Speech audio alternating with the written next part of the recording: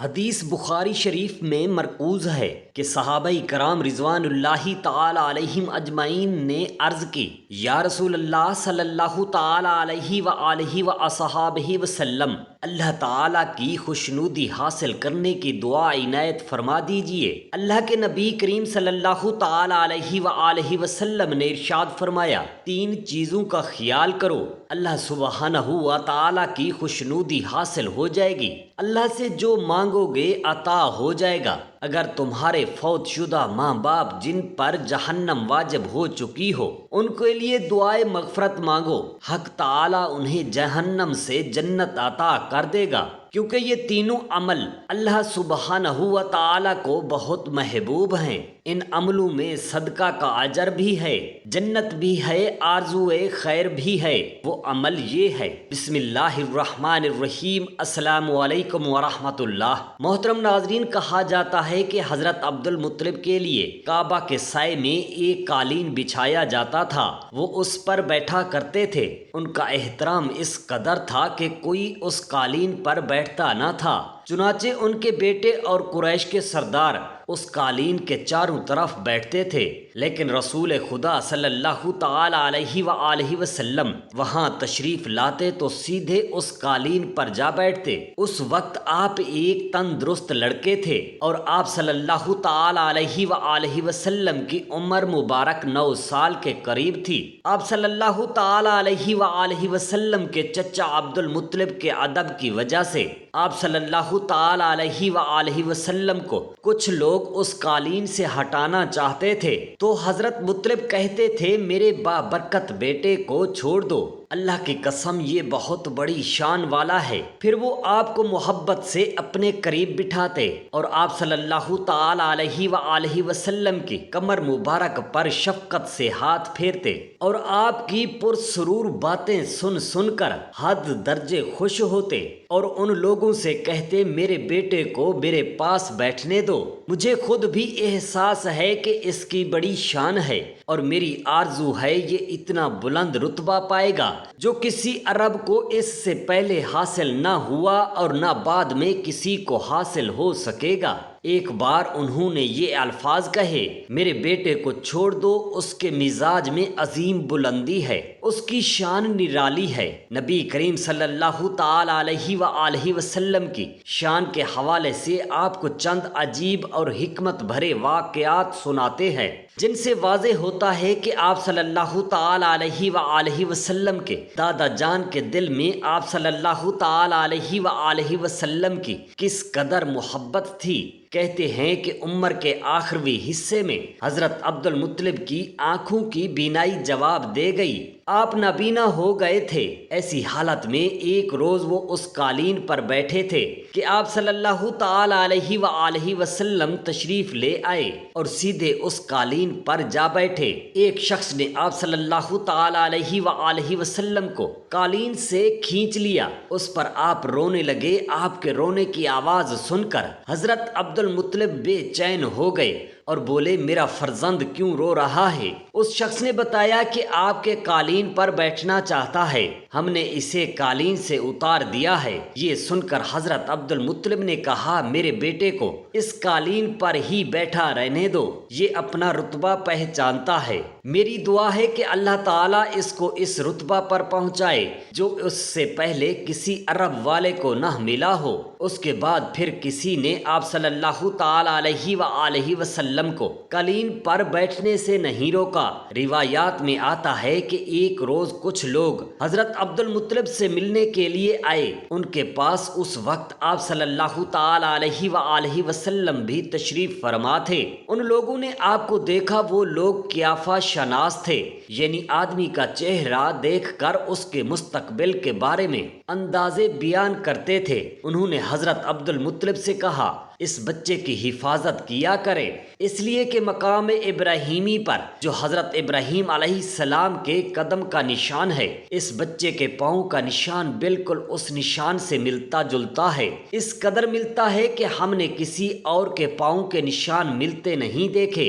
ہمارا خیال ہے یہ بچہ نرالی شان کا مالک ہوگا، اس لیے اس کی حفاظت کیا کریں۔ محترم ناظرین، یاد رہے کہ مقام ابراہیم خانہ کعبہ میں وہ پتھر ہے جس پر حضرت ابراہیم علیہ السلام کعبہ کی تعمیر کے وقت کھڑے ہوئے تھے۔ معجزے کے طور پر اس پتھر پر حضرت ابراہیم علیہ السلام کے پیروں کے نشان پڑ گئے تھے۔ لوگ اس پتھر کی زیارت کرتے ہیں۔ یہی مقام ابراہیم ہے جو کہ آپ حضرت ابراہیم علیہ السلام کی نسل سے ہیں، اس لیے آپ صلی اللہ تعالی علیہ وآلہ وسلم کے قدم مبارک کے نشان ملنا قدرتی بات تھی۔ ایک روز حضرت عبد المطلب حجر اسود کے پاس بیٹھے ہوئے تھے، ایسے میں ان کے پاس عیسائی آ گئے، ان میں ایک پادری بھی تھا۔ اس پادری نے حضرت عبد المطلب سے کہا، ہماری کتابوں میں ایک ایسے نبی کی علامات ہیں جو حضرت اسماعیل علیہ السلام کی اولاد میں سے ہونا باقی ہے، یہ شہر اس کی جائے پیدائش ہوگا،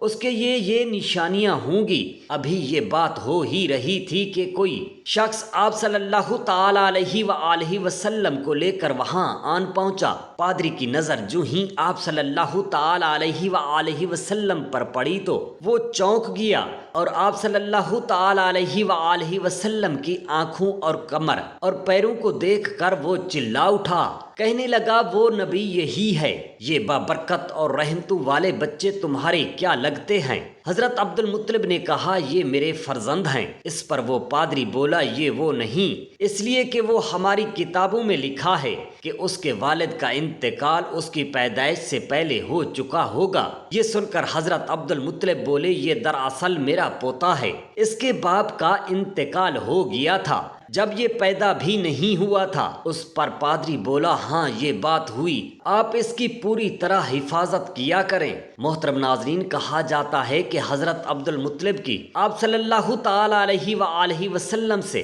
محبت کا یہ عالم تھا کہ کھانا کھانے بیٹھتے تو کہتے، میرے بیٹے کو لے آؤ۔ آپ تشریف لاتے تو حضرت مطلب آپ کو اپنے پاس بٹھاتے، آپ کو اپنے ساتھ کھلاتے۔ بہت زیادہ عمر والے ایک صحابی رضی اللہ تعالی عنہ کہتے ہیں، میں ایک مرتبہ اسلام سے پہلے جاہلیت کے زمانے میں حج کے لیے مکہ معظمہ گیا، وہاں بیت اللہ کا طواف کر رہا تھا۔ میں نے ایک ایسے شخص کو دیکھا جو بہت بوڑھا تھا اور کعبہ بیت اللہ کا طواف کر رہا تھا اور کہہ رہا تھا، اے میرے پروردگار، میری سواری کو محمد صلی اللہ تعالی علیہ وآلہ وسلم کی طرف پھیر دے اور اسے میرا دست بازو بنا دے۔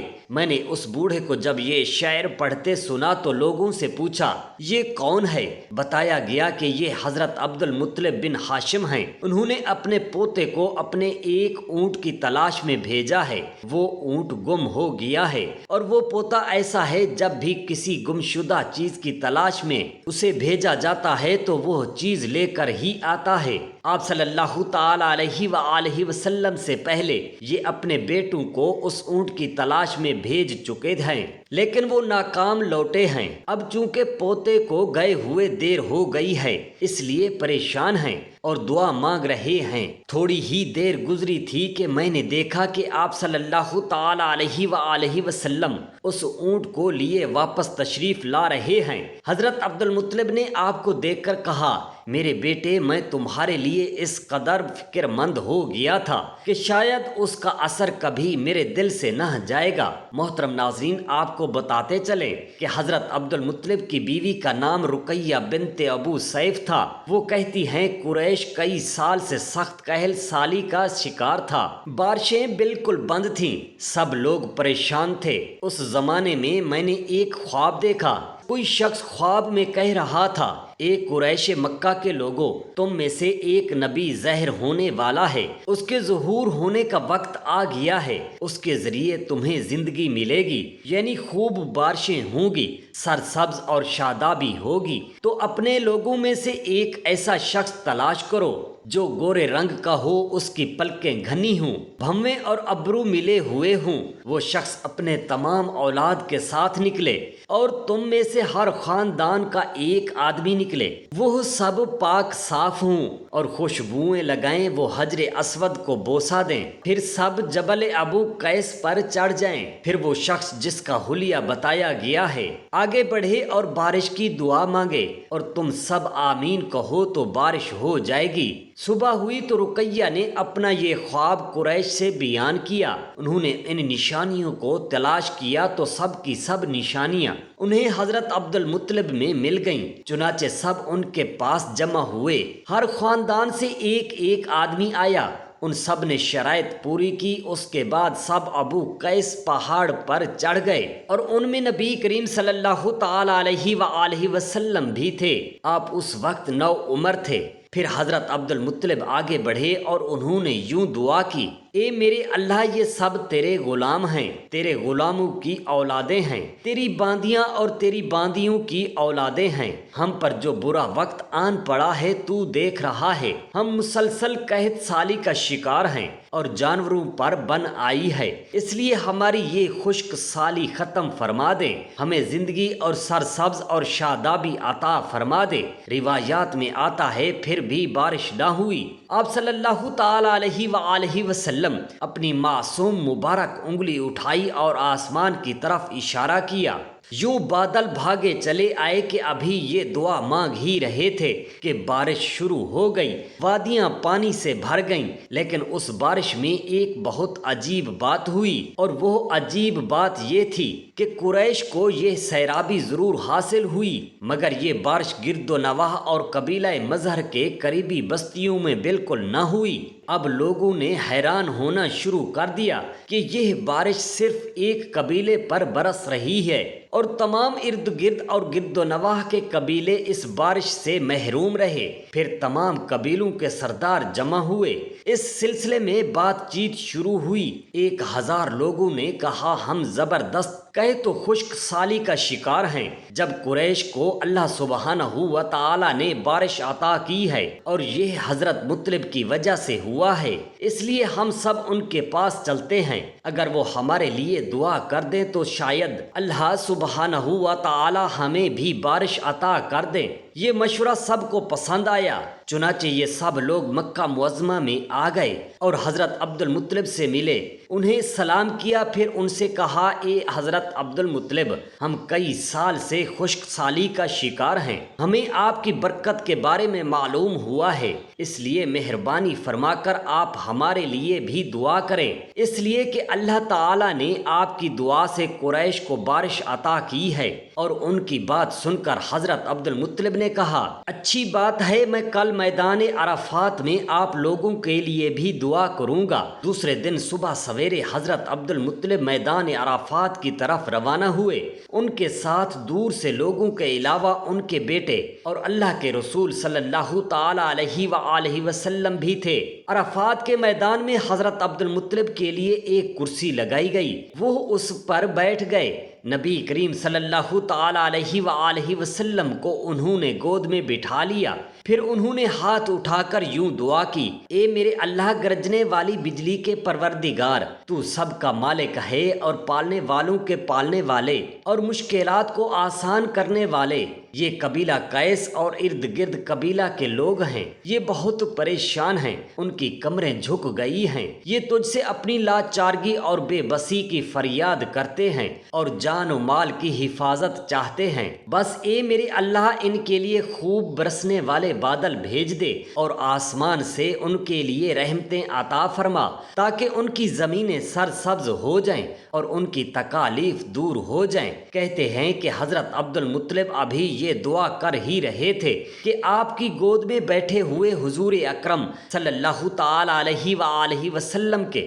دست مبارک سے ایسا نور نکلا جو بادلوں میں ایسا شور اٹھا، وہ بادل پہلے حضرت عبد المطلب کی طرف آیا جیسے آپ کو سلام پیش کر رہا ہو اور اس کے بعد اس کا رخ قبیلہ قیس اور بنو مظہر کی بستیوں کی طرف ہو گیا۔ یہ دیکھ کر حضرت عبد المطلب نے کہا، ایک گروہ قریش، جاؤ تمہیں سیرابی حاصل ہو گئی۔ یہ لوگ سب اپنی اپنی بستیوں میں پہنچے تو وہاں بارش شروع ہو چکی تھی۔ سبحان اللہ۔ محترم ناظرین، یہ سب برکات نبی کریم صلی اللہ تعالی علیہ وسلم کی ذات اقدس کی موجودگی کی وجہ سے تھی۔ جس دعا میں اللہ تعالیٰ کے محبوب و حبیب صلی اللہ تعالی علیہ وآلہ وسلم کی آمین شامل ہو، وہ دعا قبول نہ ہو یہ کیسے ہو سکتا ہے؟ اور دوسری اہم بات جو معلوم ہوئی وہ یہ کہ اسلام سے پہلے بھی قریش عرب کے لوگ اللہ تعالیٰ ہی سے اپنے مسائل کے لیے دعائیں مانگا کرتے تھے۔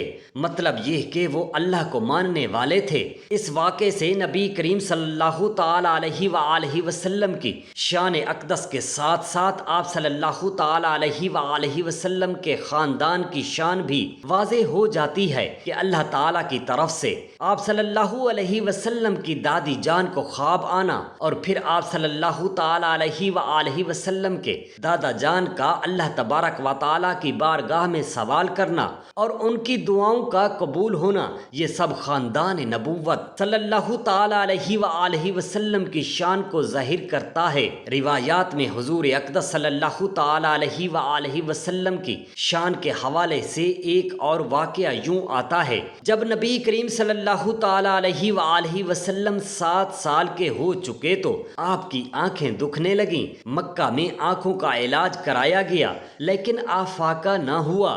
حضرت عبد المطلب سے کسی نے کہا کہ عکاظ کے بازار میں ایک راہب رہتا ہے، وہ آنکھوں کی تکالیف کا علاج کرتا ہے۔ حضرت عبد المطلب آپ کو اس کے پاس لے گئے۔ اس کی عبادت گاہ کا دروازہ بند تھا۔ انہوں نے اسے آواز دی، راہب نے کوئی جواب نہ دیا۔ اچانک عبادت گاہ میں شدید زلزلہ آیا۔ راہب ڈر گیا کہ کہیں عبادت خانہ اس کے اوپر گر نہ جائے۔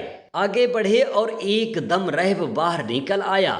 اب اس نے آپ کو دیکھا تو چونک اٹھا۔ اس نے کہا، اے عبد المطلب، یہ بابرکت بچہ اس امت کا نبی ہے۔ اگر میں باہر نہ نکل آتا تو یہ عبادت گاہ ضرور مجھ پر گر پڑتی۔ اس لڑکے کو فوراً واپس لے جاؤ اور اس کی حفاظت کیا کرو، کہیں یہودیوں یا عیسائیوں میں سے کوئی فرد قتل نہ کر دے۔ پھر اس نے کہا، رہی بات ان کی آنکھوں کی تو آنکھوں کی شفا تو خود ان کے پاس موجود ہے۔ حضرت عبد المطلب حیران ہوئے اور بولے، میں سمجھا نہیں۔ وہ راہب آپ کا لعاب دہن ان کی آنکھوں میں لگائیں تو آپ کی آنکھوں کو شفا ہو جائے گی۔ انہوں نے ایسا ہی کیا، آنکھیں فوراً ٹھیک ہو گئیں۔ ابن اسحاق میں اور ابن عساکر رحمۃ اللہ علیہ نے حضرت علی رضی اللہ تعالی عنہ سے روایت نقل کرتے ہیں کہ میں نے رسول خدا صلی اللہ تعالی علیہ وآلہ وسلم کو فرماتے ہوئے سنا کہ میں جاہلیت کی رسومات بد میں کبھی بھی متوجہ نہیں ہوا سوائے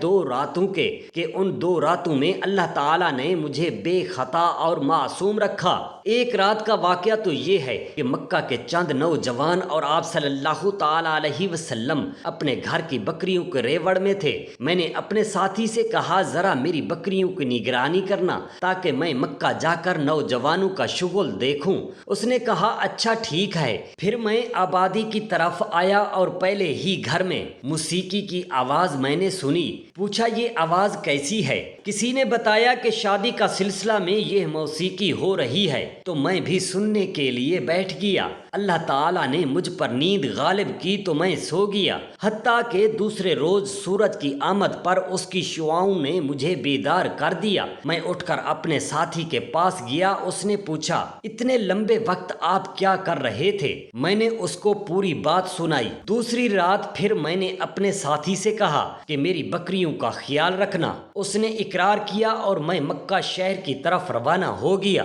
یہاں آ کر میں نے موسیقی کی ویسی ہی آوازیں سنی جیسے میں نے گزشتہ رات سنی تھیں۔ میں دیکھنے کے لیے بیٹھ گیا، پھر قدرت نے مجھ پر نیند غالب کی اور میں سو گیا، یہاں تک کہ دوسرے دن دھوپ نے مجھے جگایا۔ پھر میں لوٹ کر اپنے ساتھی کے پاس آیا۔ اس نے پوچھا کہ تم نے کیا کیا؟ میں نے کہا کہ کچھ بھی نہیں، اور ساری صورتحال بتائی۔ اس کے بعد میں نے نہ کبھی ایسا ارادہ کیا اور نہ ہی مجھے کوئی رغبت ہوئی، یہاں تک کہ اللہ تعالیٰ نے مجھے نبوت سے سرفراز فرمایا۔ صحابہ کرام رضوان اللہ تعالی علیہم اجمعین نے عرض کی، یا رسول اللہ اللہ صلی اللہ تعالی علیہ وآلہ وسلم اللہ تعالیٰ کی خوشنودی حاصل کرنے کی دعا عنایت فرما دیجئے۔ آپ صلی اللہ تعالی علیہ وآلہ وسلم نے فرمایا 3 چیزوں کا خیال کرو، اللہ سبحانہ و تعالیٰ کی خوشنودی حاصل ہو جائے گی۔ پہلا، اللہ کے ساتھ کسی کو شریک نہ ٹھہراؤ۔ دوسرا، لا الہ الا اللہ تمہاری زبان پر ہو۔